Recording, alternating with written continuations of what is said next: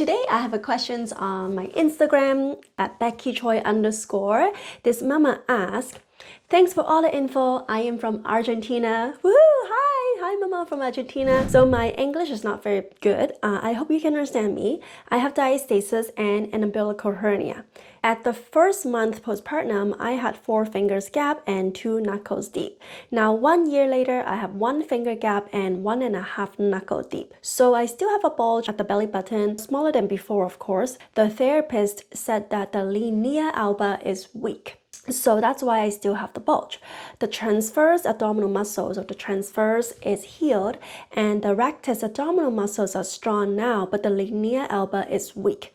I have been doing exercises to heal the diastasis, breathing and all I can do. What do you think? What can I do for the Linea alba? Is it a matter of time or not? All right, awesome. So many good nuggets and good word in this conversation here. I can understand that she understands a lot about diastasis recti. Otherwise, she wouldn't be giving me the word of umbilical hernia, knuckles, fingers, Linea alba. If these words are too big for you, that's okay. Totally okay. I had no knowledge and know nothing about these until I actually start studying about it. So it's normal that you don't know anything about it, especially if you're a new mom or if you just found out about diastasis. Don't freak out.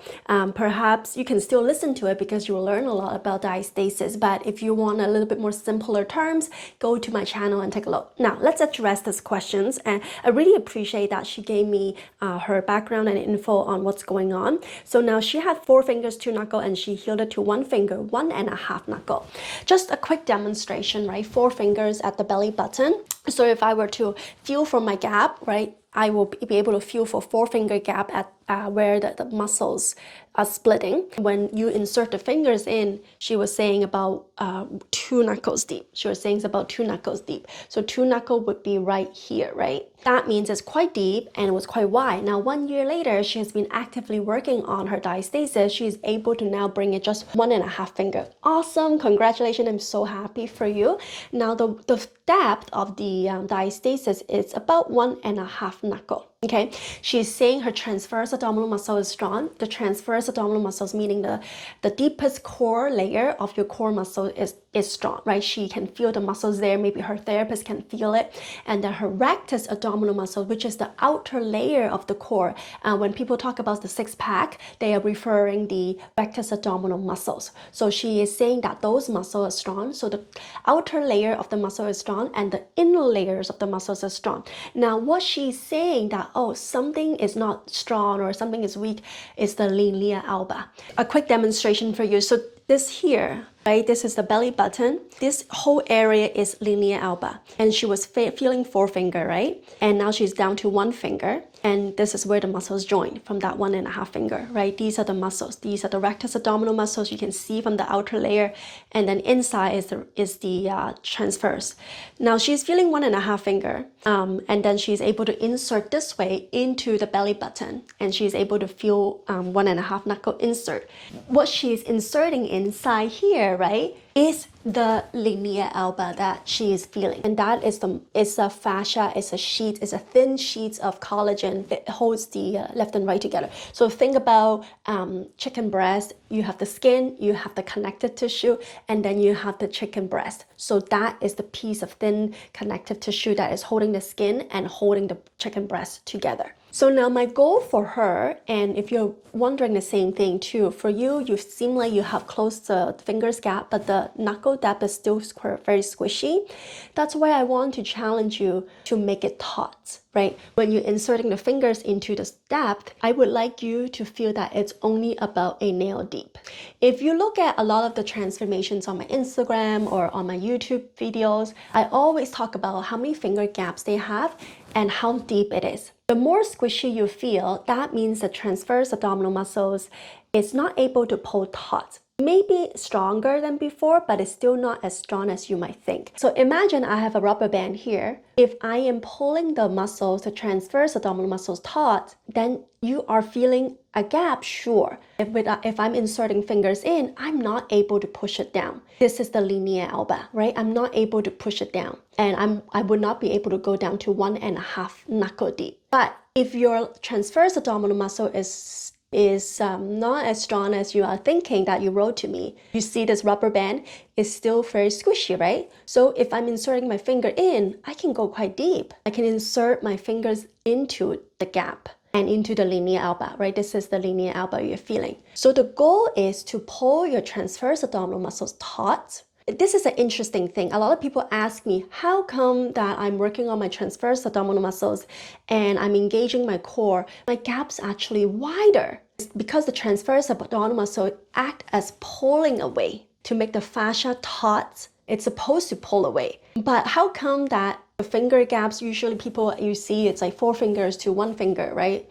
It's because the rectus abdominal muscles, there's muscles in front of it, right? The outer layers of the muscle is trying to close together. So that's why you have to work on rectus abdominal muscles, the transverse abdominal muscles, so that they are both balancing each other. So this one, you know, you're pulling it taut, you're working on the deepest core layer of the muscles. Okay, it's strong now, but the gap is still there. You haven't really worked on the outer layer of the core, and that would come with like the traditional core exercises, more crunches, more plank, push-ups, stuff like that, or even like a sit-up or Pilates movements, right? Those traditional core exercises would help you to build more strength on the outer layers of the core. It's not just about the outer or the inner, or like, you know, if you're looking at your core, you really have to work on all sides of the muscles. Now we just talked about the outer, the inner. You also wanted to work on the obliques muscles, the external obliques and the internal obliques. These are the muscles responsible for a flatter tummy, a much stronger core, you know, or helping you to reach to that fitness goal that you wanted to achieve. Because if you only work on one core muscles, let's just say the rectus abdominal muscles, right?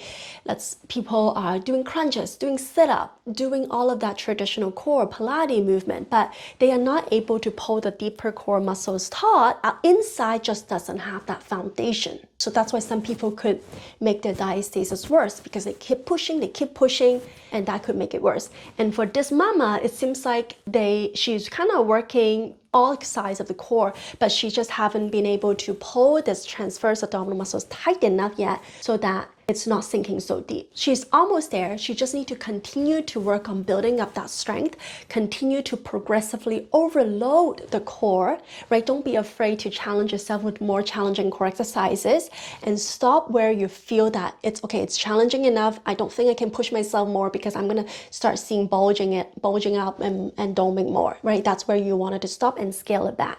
And what happened also when she is working on healing her gap so fast, right? You know, from 4 finger to 1 finger, a lot of the time, that squishiness, the transverse abdominal muscles and the linea alba doesn't catch up to the pace. The gap will come closer, sure. It could be using a belly wrapping, it can be using massaging, it can, you know, a lot of the exercise can heal to bring the gap closer together quick. However, the depthness doesn't follow the pace as quickly as the gap.